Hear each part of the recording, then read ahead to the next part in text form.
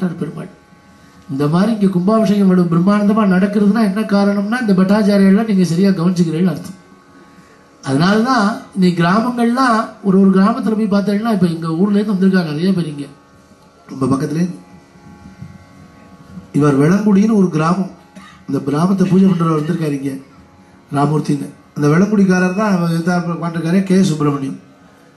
இந்த வெளங்குடின்னு ஒரு கிராமம், சின்ன கிராமம். அக்ரஹாரத்துல மொத்தம் 3 வீடு தான் இருக்கு. இப்போ பிராமணா 2 பேர் தான் இருக்கா, 3 பேரோ 2 பேரோ தான் இருக்கா. 60-70 வீடு இருந்தது. இன்னைக்கு அந்த கிராமங்கள்லாம் எல்லாரும் அம்மாவா வேலைக்கு போயிட்டா, ஒத்துழைப்பு இல்லை. ஆனா வருஷம் சீதா கல்யாணம் அங்க நடக்கிறது, போய் பிறந்த ராதா கல்யாணம் அமோகமா நடக்கிறது. ஒரு 500-600 பேர் வருவா. அது தங்கறதுக்குன்னு இடங்கள்லாம் கட்டி போட்டிருக்கா பிரமாதமா. அந்த பெருமாளை பூஜை பண்றாரு. அவர் எதுக்கு சொல்றேன், அவள் அந்த பட்டாச்சாரியார் பூஜை பண்றவாளை கவனிச்சுட்டே இருந்து அவளுக்கு என்ன சிரமமும் இல்லாம பாத்துக்கும் பொழுது அந்த சுவாமி நம்மளை கொண்டு பிரமாணம். கூட நான் யார்ட்டும் பேசியிருந்தேன். அவர் சொன்னார் பூஜை பண்றதுக்குன்னு நிறைய அவளுக்கெல்லாம் சம்பளம் கொடுத்து எல்லாம் பண்ணணும்னு மாமா ஒருத்தர் பேசியிருந்தார் என்கிட்ட. இங்க பண்ணிட்டு இருக்கோம்னு சொன்னார். எவ்வளவு சந்தோஷமா இருக்கு தெரியுமோ. அதனாலதான் நம்ம கிராமங்கள்லாம் க்ஷீணமாகாம இருக்கிறதுக்கு காரணம், பூஜை பண்றவாளை நம்ம கௌரவப்படுத்தணும்னா பெருமாள் நம்மளோட இருந்துருவார். அதனால பேர்பட்ட ஒரு நல்ல கிராமம் இந்த பள்ளிப்புறம். எல்லாரும் வைதிகள்லாம் வந்திருக்கா, ஆழ்வார்கள்லாம் வந்திருக்கா. அவ வேற யாரும் இல்லை, தெய்வ ஸ்வரூபம். புரந்தரதாசர் சொல்றாரு, ஹரிஜனரு என மனையலி மெட்டரே மனே பாவன வாயித்துங்கிறார். ஹரிஜனருன்னா நீங்க வேற யாரும் நினைச்சுக்காதீங்க, பகவன் நாமா சொல்றவா. ஹரிஜனரு என மனையலி மெட்டரே மனே பாவன வாயித்து. பகவன் நாமா சொல்றவனும் பூஜை பண்றவனும் உன் வீட்டு வாசல்ல ஏறி வந்து படி ஏறி வந்து உள்ள வந்துட்டான்னா புதுசா நீ ஒன்னும் ஆத்துல பிராயச்சித்தமோ பூஜையோ கிஜையோ தனியா பண்ண வேண்டாம். ஹோமங்கள்லாம் ஹரிஜனரு என மனையலி மெட்டரே மனை பாவன வாயித்து. அதுக்கு மேல சொல்றார், ஹரிஜனரோடு கூட மாதாடலு தனு பாவன வாயித்து. அவளை கூப்பிட்டு சௌக்கியமா, ராதே கிருஷ்ணா ராம் ராம் சௌக்கியமான்னு கேட்டுட்டா உடம்பு பாவனம் ஆயிடுது. அதுக்கு மேல ஒரு படி,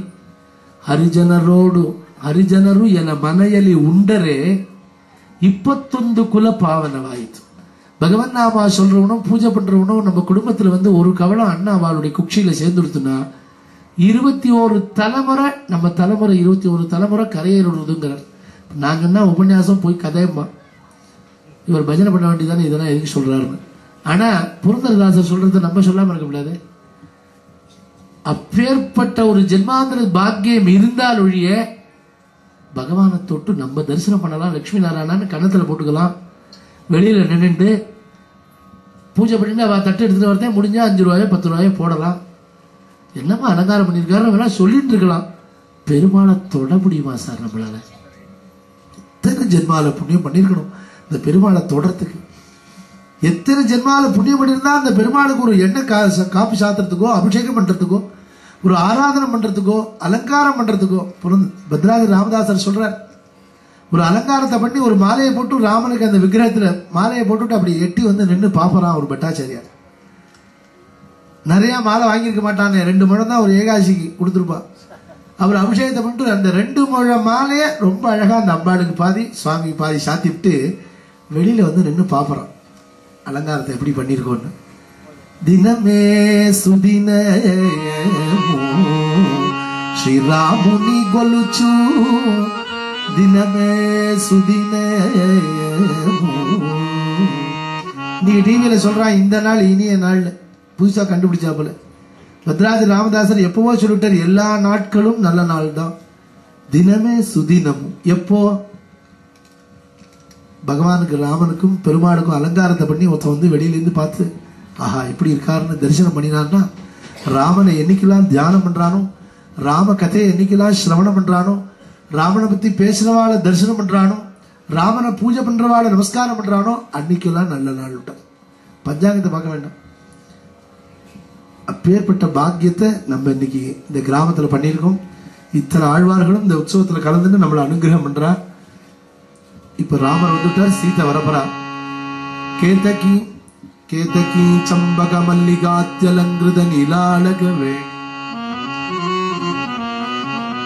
கலஹம்சகாமினீம் கருணாவலோச்சனீம் அனகமணிக ஜிதமே கண்டீம் ஸ்வரஜித கலகண்டீம் ಹಾಟಗಮಣಿಮಯ ತಾಟಂಕಾಲಂಕೃತ ಕಪೋಲ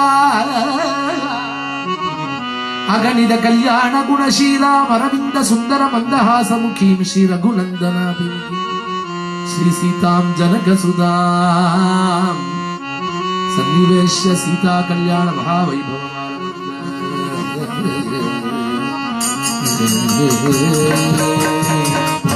जानकी कांत प्रवरम सीता कल्याण चूर्णिक आयिடுது அடுத்து பிரவரம் இந்த பிரவரம்ங்கிறது இதெல்லாம் இப்ப எங்க பஜனையில நாங்க எல்லா இடத்துலயும் சொல்லுவோம் சில பேர் கேட்டிருப்பேன் கேட்காத வாழ்க்காக சொல்றோம் ஏன்னா இந்த அடுத்த ஜெனரேஷனுக்கு இதெல்லாம் சொல்லலைன்னா பிரயோஜனம் இல்லை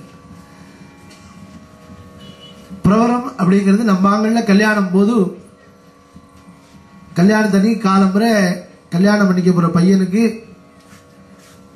காசி யாத்திரைக்கு போறேன்னு சொல்லி அன்னைக்கு பஞ்சகஜம் கட்டுவா அதோட சரி பஞ்சகஜம் காலம்பரை பஞ்சகஜத்தை கட்டி கையில விசிறி எல்லாம் கொடுத்து விஷ்ணு சஹஸ்ரநாமத்தை புஸ்தகத்தெல்லாம் கொடுத்து நான் காசி யாத்திரைக்கு போறேன்னு போவர் கொடையெல்லாம் எடுத்துட்டு பொண்ணு கொடுக்க போற மாமனாரும் பொண்ணோட அப்பாவும் வாத்தியாரும் வாசல்ல வந்து இந்த பையனை கையை பிடிச்சிட்டு நீங்க எல்லாம் போகக்கூடாது காசி யாத்திரைக்கு இப்ப போக வேண்டாம் அவசரப்படாதீங்க கல்யாணம் ஆகட்டும் இப்ப நீங்க போகக்கூடாதுன்னு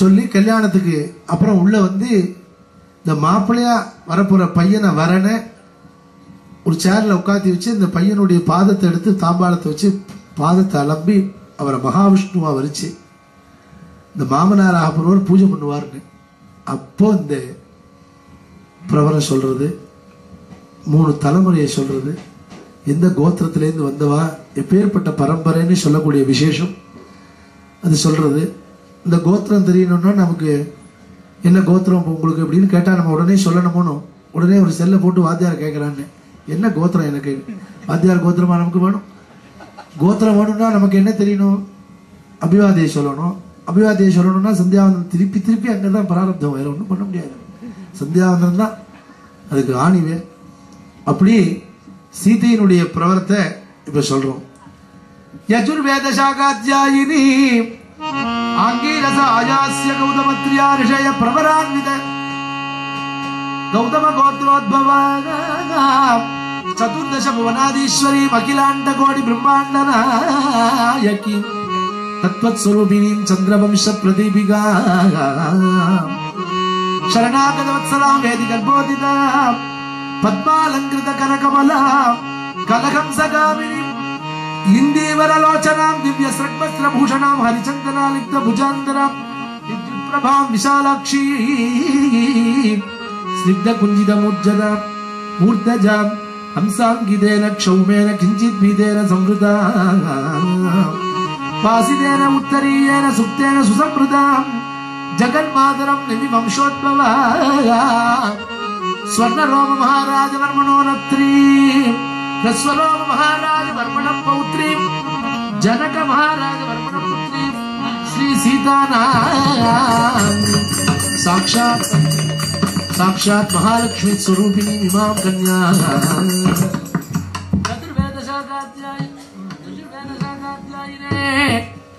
यजुर्वेद साकात्यागिने वासिष्ठ मैत्रावरुण कौंडिन्य त्रयादशेय प्रवरान्वित वसिष्ठ गोत्रोद्भवाय ध्रुवनाधीशाय अखिलांड कोटि ब्रह्मांड नायकाय तत्त्वातीताय परात्पराय सच्चिदानंद मूर्तये सूर्य वंश पावनाय अखिल जगदानंदकारकाय क्षीराब्धिशायिने शरणागत वत्सलाय कौसल्यानंद वर्धनाय ताडकेय अंतकाय शरण रेणुपालित गौतमवनत्राय परम भागवताक्षिताय कंडीकृत त्रिपुर शोभाय साधुज निवास वृक्षाय लक्ष्मणाग्रजाय श्रीवत्स कौस्तुभ हार कनक केयूरादि दिव्याभरण भूषणाय वैजयन्ती वनमाला शोभिताय इक्ष्वाकुवंशोद्भवाय नाभाग महाराज वर्मणो नक्त्रे अज महाराज वर्मण पौत्राय